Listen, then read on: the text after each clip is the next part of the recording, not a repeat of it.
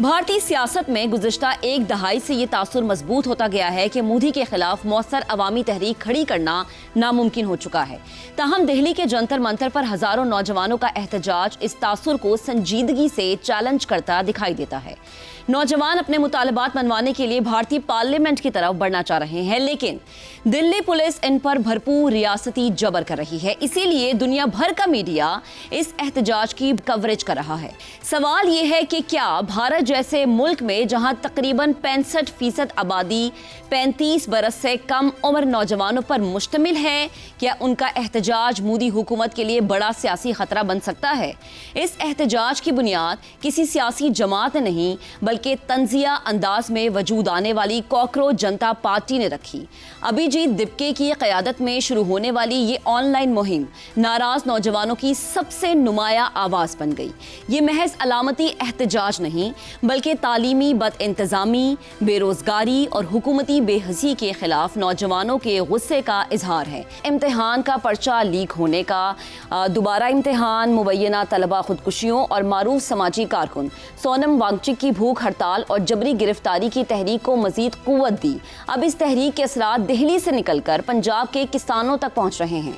2020 और 21 की कामयाब किसान तहरीक अभी भारतीय सियासत की याददाश्त से महव नहीं हुई कि इस बार भी पंजाब के किसान दिल्ली की तरफ मार्च की तैयारी करते नजर आते हैं, मगर बीजेपी गवर्नमेंट उन्हें हरियाणा में रोकने की कोशिश कर रही है। सवाल उठता है कि अगर किसान रुकावटें तोड़कर दिल्ली पहुंचने में कामयाब हो गए तो नौजवानों और किसानों का इत्तेहाद मोदी हुकूमत के लिए गैर मामूली दबाव पैदा कर सकता है।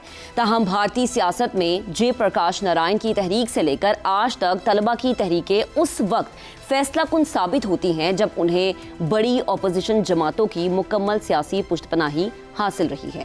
कांग्रेस के लीडर राहुल गांधी, दीगर अपोजिशन जमातों ने एहतजाज की हिमायत की है, मगर असल इम्तिहान ये है कि क्या कांग्रेस, समाजवादी पार्टी, तृणमूल कांग्रेस, आम आदमी पार्टी और बाएं बाजू की जमातें अपने इख्तलाफात को भुलाकर मुश्तरका मफाद बनाएंगी या फिर हस्बे रिवायत सियासी मसलहतों का शिकार रहेंगी।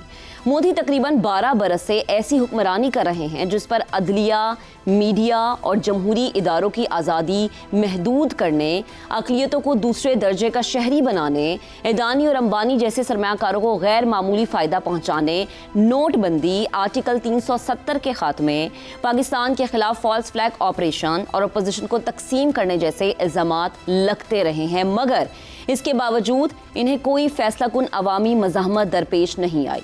इसलिए असल सवाल यही है कि क्या इस बार नौजवानों और किसानों की मुश्तरका मज़ाहमत 2020 और 21 की किसान तहरीक की तरह मोदी हुकूमत को पसपाई पर मजबूर कर पाएगी? ये एहतजाज भी भारत की बिखरी हुई अपोजिशन की सियासत के बायस तहलील हो जाएगा। आने वाले दिन इसी सवाल का जवाब देंगे।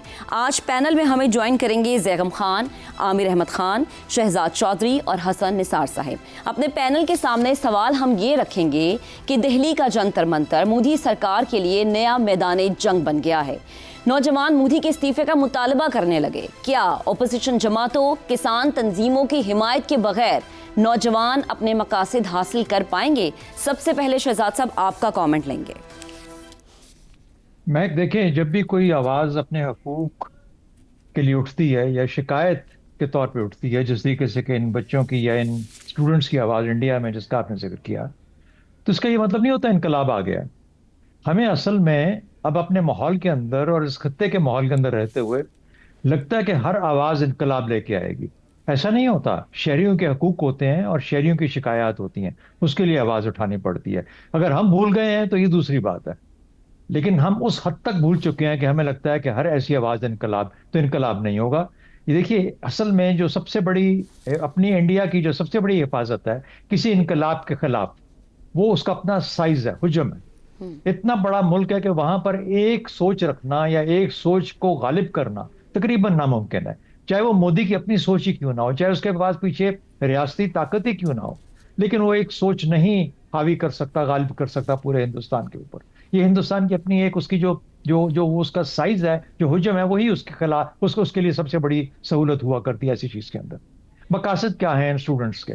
वो कह रहे हैं कि एजुकेशन बजट को 6% किया जाए और एजुकेशन मिनिस्टर को रिजाइन करवा दिया जाए कैबिनेट से। बेशक एक आवाज है, शायद उनको अपना जोर दिखाने में कोई मदद कर रही हो, उनको सब इकट्ठे होकर बाहर निकले। शहजाद साहब, अब तो मोदी के इस्तीफे का भी तो मुतालबा कर रहे हैं वो कि मोदी भी इस्तीफा दे। हाँ, लेकिन पहले ये एजुकेशन मिनिस्टर को रिजाइन करवा लें, उसके बाद मोदी की बात करेंगे। तो इसलिए पहले इसको करवा लें। तो इसलिए ये दो दो चीजें जो है, हुकूमत पहले काम क्या करती है, लाठी बरदार। उन्होंने पहले उनको मारने की कोशिश की, कंट्रोल करने की कोशिश की। अगर ये कंट्रोल हो गए तो ठीक है, नहीं हुए तो फिर कोई ना कोई सियासत के अंदर इस किस्म का को बातचीत करने के लिए तैयार हो जाएगा। और एक एजुकेशन मिनिस्टर की कुर्बानी देना ऐसी सूरत में कोई बहुत बड़ी बात नहीं होगी। हाँ, जो खतरे वाली तो नहीं, जो ज्यादा बड़ी मुश्किल चीज हो सकती है, वो किसानों का आके मिलना है इनके साथ।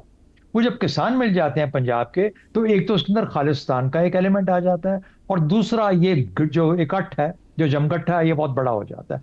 अब ये क्या क्रिएट कर रहा है अपॉर्चुनिटी, ये क्रिएट कर रहा है ऑपोजिशन पार्टीज के लिए। लेकिन ऑपोजिशन पार्टीज तो खुद गुलाम है हिंदुत्व की, तमाम की तमाम। उनको तो पता है कि हिंदुत्व का जोर इतना चल चुका कि जब तक हम भी वो बोली नहीं बोलेंगे जो कि सब के सब इस वक्त सुनना चाहते हैं, तो हमें भी वोट कोई नहीं देगा। तो इसलिए मुझे यूं लगता है कि बेशक तहजीबी तौर पर इस आवाज का उठना कम से कम मेरे कानों को तो भला लगता है, अच्छा लगता है। लेकिन क्या हिंदुस्तान इससे उलट पलट हो जाएगा? ऐसी हर किसी चीज नहीं होगी, तलपट नहीं होगा, कुछ नहीं होगा। मोदी के पास इतनी सियासी ताकत, इतनी रियासती रिसोर्सेज हैं कि वो इन चीजों को मैनेज कर सकता है, कर भी लेगा। और मुझे लगता है कि ये एक अच्छा एग्जाम्पल है बाकियों के लिए भी, जो कि अपने हकूक के लिए कभी आवाज उठाना चाहें। लेकिन इसमें खौफजदा होने की किसी और मुल्क के लिए, किसी और रियासत के लिए या हिंदुस्तान के लिए मुझे कोई चीज नजर नहीं आती। सही। और शहजाद साहब, जो दीगर बाकी भारत की पार्टियां हैं जो कि ऑपोजिशन में बैठी, जैसे कि राहुल गांधी का बयान भी सामने आया, उन्होंने कहा कि most anti youth prime minister हैं मोदी इस वक्त। तो क्या इन चीजों से भी कोई फर्क नहीं पड़ा कि पूरी ऑपोजिशन अगर इस मामले पे एक पेज पे आ जाती है? नहीं, देखिए, मोदी जैसा मर्जी वजीर आजम है, कामयाब वजीर आजम है, 15वें अपनी थर्ड टर्म कर रहा है। और पता नहीं उसको कितने 14 साल हो गए, अब 12वां साल हो जी, गया, 12। 12.5 साल। तो मेरा ख्याल है वो 15 पूरे कर लेगा। हाँ, अगर सियासी तौर पर इतनी ऑपोजिशन बढ़ जाती है कि उनको मिड टर्म की तरफ जाना पड़ता है, मिड टर्म करते हैं, इलेक्शन के थ्रू ही तब्दीली होगी, वहां इनकलाब नहीं आएगा।